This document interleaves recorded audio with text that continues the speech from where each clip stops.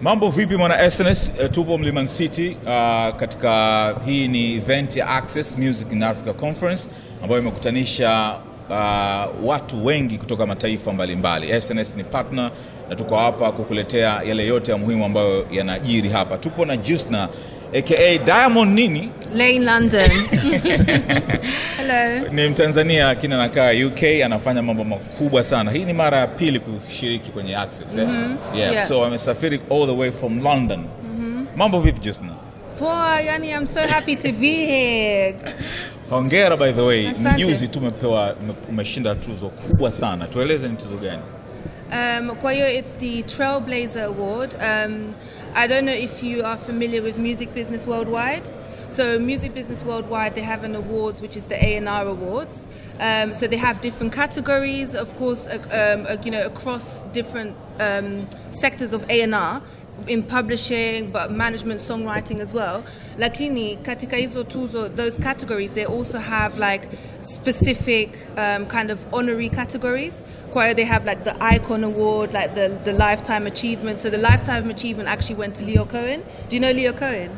He's like one of the forefathers of hip hop. He's been instrumental in the formulation of Def Jam. Any hip hop artist you can think of, he had something to do with it.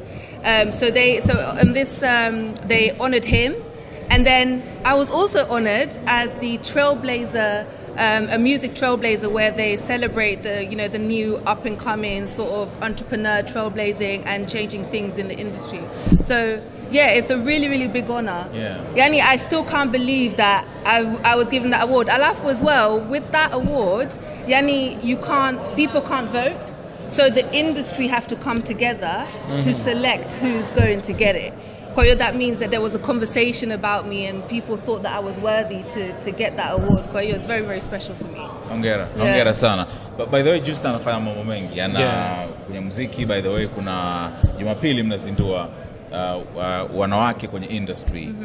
Ni party yako, uko wewe, uko Sandra, Natasha Istanbul bila shaka pia yumo. Tueleze kifupi kuhusiana na hicho ambacho mnakifanya nyinyi kama women in the industry. Okay, so we've just launched, we're officially launching Women in Music Tanzania, which is a global organization, and this is going to be the Tanzanian chapter, and it's just about advancing women in the music industry and building those infrastructures. Lakini kitu muhimu sana to note ni kwamba we need men to be a part of this conversation. We need men to join the organization. We need men to, waunganisha na sisi. I think that's the way to put it. In order for us to help elevate the industry, and that's literally what it's all about. Yeah. Oh yeah. Kwa sio wanaume peke yake. Sio wanawake peke yake. Na wanaume wanawahitaji pia. Okay. So Jusnah amekuwa akipigania sana Bongo Flava, muziki wa Tanzania, UK, lakini bado kuna vitu ambavyo havijakaa sawa. So far, chances za wasanii wa Tanzania kufanya vizuri UK zimeanza kusogea au bado tunapiga jalamba, bado tuko pabaya? Bado, I think there's a lot of issues. A lot of it is to do with the egos of wasanii or Tanzania as well, lakini also as far as, diaspora yetu in the UK so kubwa sana. Na as well as within that small diaspora, there's wako watu wachache sana who are operating in the music business. Kwa hiyo that is also one of the challenges. Lakini I feel like the doors are opening up. We've seen with other African music genres like Afrobeats, what's happening, and the global influence and impact that is happening. Kwa hiyo nonetheless, the same thing will happen for us as well. Now, the more the doors open up for Afrobeats, it means that the wider the doors open up for all other African, genres and music. Kwa hiyo, yeah, it's looking good. Kumekuwa kuna factor kwamba, tumeona wasanii wengi hapa Tanzania wakisema kwamba sababu kubwa ambayo inafanya washindwe kufanya vizuri nje ya mipaka Tanzania, especially UK, ni kwa sababu ya diaspora kutoka Tanzania ama East Africa ni wachache ukilinganisha Nigeria, labda Ghana na nchi nyingine za West. Do you think ni factor ambayo pengine inaweza kawa inachangia kiasi kikubwa muziki wetu kutokufanya vizuri maeneo kama UK na nchi nyingine? Yeah, I think that it is a factor kwa sababu outside of just being able to pack big arenas and pack big shows. Obviously, there's a role that the diaspora plays in influencing and impacting culture, popular culture. And because in the UK there's such a big diaspora of Ghanaians and Nigerians, naturally it means kwamba they've influenced culture from the food, the lifestyle, to the clothes, to the music. Kwa hiyo, I think that it does have something to do with it. What about language barriers? Kwa sababu zimekuwepo hizo pia kwamba lugha imekuwa ni changamoto. Kwamba tunaimba kwa Kiswahili, wanaotuelewa sio wengi sana. Nigerians wanafanya vizuri kwa sababu tayari wanaimba kwa Kiingereza, though wana accent yao, lakini walao mtu anaweza kaelewa 8% ya wimbo unamaanisha nini.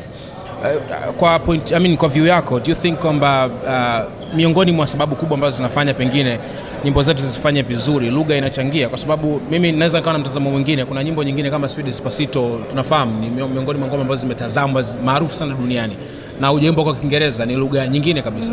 Like, do you think hiyo ni sababu kubwa ambayo pengine inafanya muziki wetu ushinde kufanya vizuri? I don't think ni sababu kubwa, lakini inachangia. Okay. Yeah, because if you think about language, and tunaweza tukasema there's a language barrier, lakini Mapiano, they don't speak a word of English.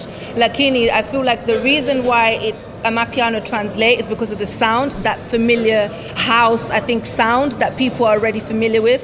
So it helps. And again, the diaspora thing is another factor, I think, because although Nigerian and Ghanaian music, they do mix in a little bit of English, the same way that we do, Bongo Flava artists do as well. Yeah. Lakini again, they have a bigger diaspora in these markets, which means their tastemakers, their influencers, the people that are taste-making on radios, the people that are creating the playlists, the people that are the DJs and the big influences in music are Nigerians, are Ghanaians, which means it's easier to penetrate the markets over there. I think that language is a factor. I don't think it's the only factor. There's so many different things to that. Yeah. What should we do? Tutafanyaje sasa? Kwa sababu like we can't keep complaining. Hatuwezi tukawa na uwezo kusema tukaongeze diaspora nje wahamie. We can't do that. So tunafanya nini according to mtazamo wako? Like, what do you think wasanii wa Tanzania wanapaswa kufanya? Walau basi hata kama wataweza kusold out arenas, but at least let's to show a competition outside of Africa. Lazima tuchape kazi. Okay. Yes, lazima tuchape kazi, and lazima tuwe tayari kujielimisha, to learn the game, to understand the game, to connect the dots, to connect the bridges, and to understand how to strategize. Okay. So release music, and then praying for the best, praying that it sticks. Plan, strategize, organize, figure out how to connect the dots with outside of the market of just Tanzania and just East Africa. And part of that requires obviously education, to understand how the business is structured, how business operates. And I think that's the main thing. One of the things that I think we lack the most is from a business perspective. Understanding the business of music. I think that is our biggest hurdle, because the music is there, the talent is there, just like I said in our last interview in SNS.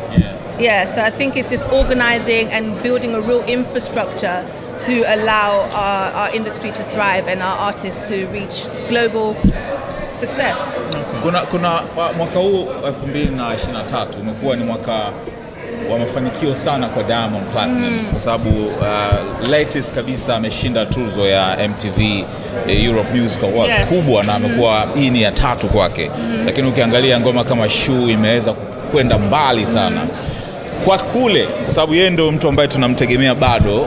Wengine bado wanapambana kufika at least level yake katika kuiwakilisha Tanzania. Kwa London ana chances zozote improve kulinganisha na last time tulivyozungumza? Yes, 100%. And I feel like everyone knows who Diamond is. I think most people who I speak to in music, definitely in music, they know who Diamond is. Or if they don't know who Diamond is, kwa jina, they might know one of his songs. Kwa hiyo, that means that it's traveling, and that means that I think that he's really on the cusp of breaking, crossing over to be that real global superstar. And to be honest, I think he already is.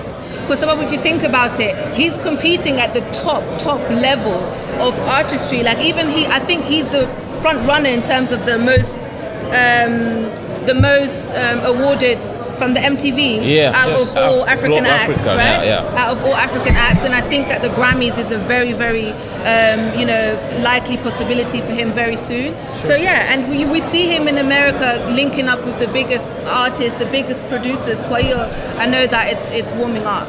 Last time uliniambia Mario anaweza kuwa na chances za kuweza kufika hapo. Yeah.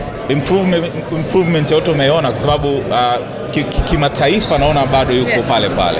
Yani hajaenda Really? Yeah. I think he's grown so much. Remember from the last conversation you asked who do you think is next? Yes, and I said Mario. Yeah. And I think he's you can't talk about Tanzania now without mentioning Mario in the top 3. Yeah. In the top 3. East Africa. Songwriters, of songwriters, of just artistry, of just the general package as well. Yeah. I think he's someone who hit after hit after hit. Sio rahisi, that is not easy. Unaona akienda kimataifa sasa kama wenzake ambao wanajaribu kina Diamond actually Harmonize anapambana pia. I think it's happening and I think it's going to happen because being behind the scene, one thing that I understand and I know is I know what sits behind Mario, and I know that he has the best team. He has one of the best teams in the country, and I know that they are prepared to take Mario to that global level, and I think that it will happen. Okay. Yeah. Tumalizie na Access. Huoni wasanii wengi wakubwa wanakuja hapa. Unadhani ni kwa nini na wana miss nini kutofika hapa? I think it comes back down to the elimu thing. Yeah. I don't think wanaona thamani ya kuja sehemu kama hapa. Do you get what I mean? Like they don't really see the value. They don't really see how it benefits them. And it's a shame because the whole global industry is here. The distributors are here, the publishers are here, the streaming platforms are here. This is your opportunity, the directors, the top executive, this is your opportunity to connect. This is your opportunity to put yourself forward. And even more disappointing is not seeing those artist teams here as well. The managers should be here. You should be here representing your artists. You should be here trying to find the next business move for your artist. Yeah. It's disappointing. Yeah. Lakini ndio hivyo. Jusnah, asante sana. Thank you. Always a pleasure. Asante kwa kupigania nchi yako. Ugaibuni. Yes, for sure. Always. Wateja wako watarajiwa wanaangalia video hii. Kama biashara yako ingeonekana pamoja na unachokiangalia sasa, wengi wangegeuka kuwa wateja wako wapya. Tuandikie sasa info@snstz.com au WhatsApp pekee 0659 250 389. Tuifikishe biashara yako kwa wana SNS.